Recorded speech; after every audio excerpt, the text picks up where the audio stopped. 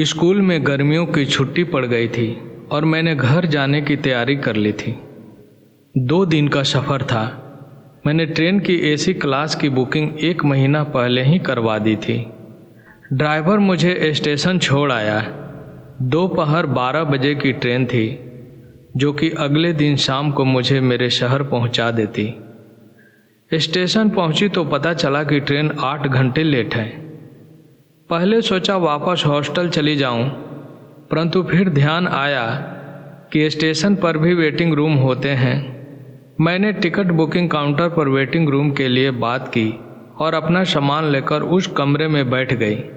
पहले से ही 2 यात्री वहां पर बैठे ट्रेन का इंतजार कर रहे थे। मैंने भी अपना सामान एक तरफ रखा और वहां बैठ गई। ट्रेन में पढ़ने के लिए अपने साथ 1-2 उपन्यास ले आई थी। बस यही खोलकर पढ़ने लगी। ऐसे तो 8 घंटे का समय निकालना मुश्किल था। इससे अच्छा तो कुछ पढ़ ही लिया जाए। कुछ समय बाद चाय वाला आया तो मैंने उसे चाय और बिस्कुट के पैकेट ले लिए। अचानक से शरद वहां आ गया। मैं उसे देखकर चौंक गई। अरे यह यहाँ कैसे? शरद का ध्यान भी मुझ पर पड़ा। वह भी मुझे देखकर आश्चर्यचकित हो गया था, परंतु हमने एक दूसरे से बात नहीं की। बात भी क्या करते, बात करते भी क्या। बहुत पहले ही हमारे बीच बात खत्म हो चुकी थी। हमारे टूटे हुए रिश्ते पर तो सरकारी मोहर भी लग चुकी थी। मैं अपना उपन्यास पढ़ती रही और शरद धीरे धीरे करके एक के बाद एक सिगरेट पीता चला गया। सच में शरद बिल्कुल नहीं बदला। आज भी उसके सिगरेट का धुआं मुझे सांस लेने में दिक्कत कर रहा था। कितना कुछ बिगड़ गया, परंतु इस इंसान ने सिगरेट का साथ नहीं छोड़ा।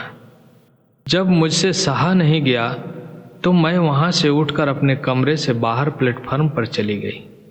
तब जाकर मेरी सांस ठीक हुई, वरना अंदर तो घुटन ही हो रही थी। थोड़ी देर बाहर रुकी और मैं फिर अंदर चली गई।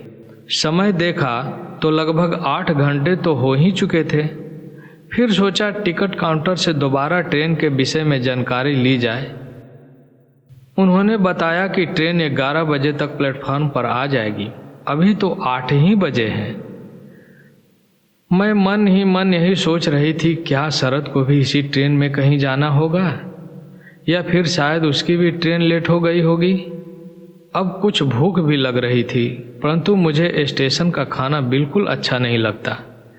मैं फिर नमकीन के कुछ पैकेट ले आई और चाय के साथ खाने लगी।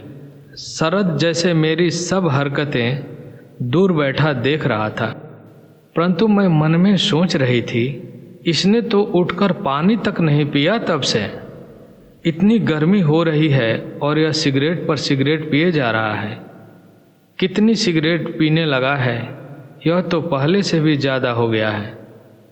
2-3 लोग जो और कमरे में बैठे थे, उनकी ट्रेन तो आ चुकी थी, वह वहाँ से चले गए। मैं मन में यही सोच रही थी कि फटाफट 11 बज जाए और मैं अपनी ट्रेन में बैठ जाऊं। लो फिर समय तो बीत ही जाना था। ट्रेन आ गई। मैंने पुलिस से कहकर अपना सामान ट्रेन में रखवा लिया और अपनी सीट पर आराम से बैठ गई। उसके बाद मुझे नहीं पता शरद कहाँ गया, परंतु मुझे दिखाई नहीं दिया।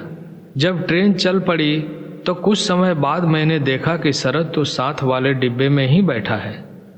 कभी सोचा न था कि इतने पास बैठकर भी हमारे मन कितनी दूर हो जाएंगे।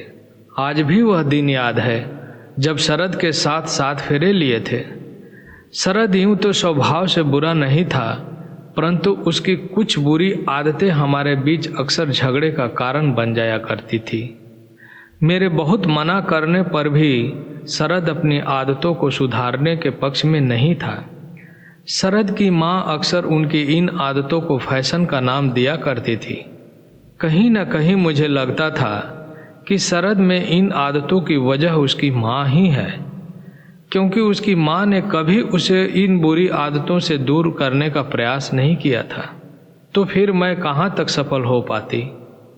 आधी रात तक घर से बाहर रहना, सुबह देर से उठना, ज़्यादातर घर से बाहर ही खाना मेरी ज़िंदगी पर बहुत असर डाल रहा था।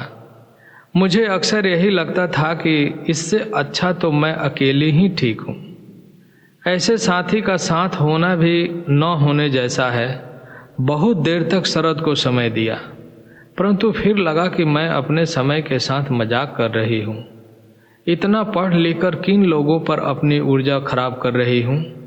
इन्हें तो जीवन का मतलब ही नहीं पता। फिर क्या था, लड़कियाँ का तो फिर एक ही ठिकाना अपने माता पिता का घर।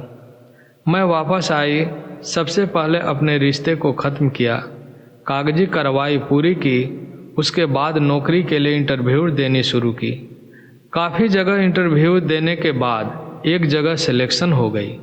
हमारा समाज तलाकशुदा औरतों को इतनी चिंता करता है कि अगर वह भूल भी जाए एक पल के लिए कि उसके साथ कोई हादसा हुआ है और अपनी ज़िंदगी जीना भी चाहे, तो भी समाज उन्हें भूलने नहीं देता।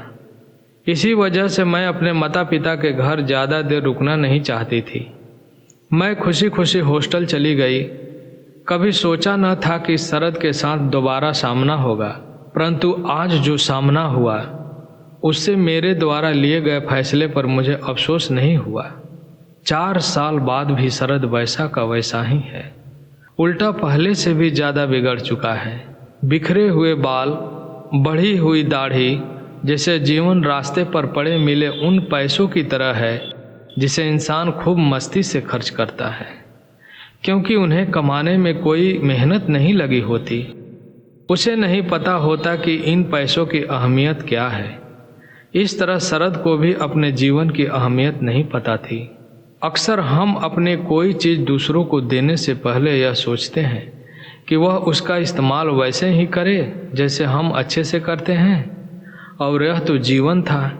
हम अपना जीवन किसी के हाथ में ऐसे ही दे देते हैं मात्र विश्वास पर, परंतु जो लोग अपने जीवन को नहीं संभाल सकते वह हमारे जीवन में हमारे साथ क्या चल पाएंगे।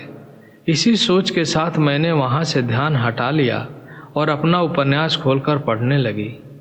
वैसे भी सफ़र में नींद तो आती नहीं मुझे, जैसे तैसे घर पहुँचने का इंतज़ार कर रही थी।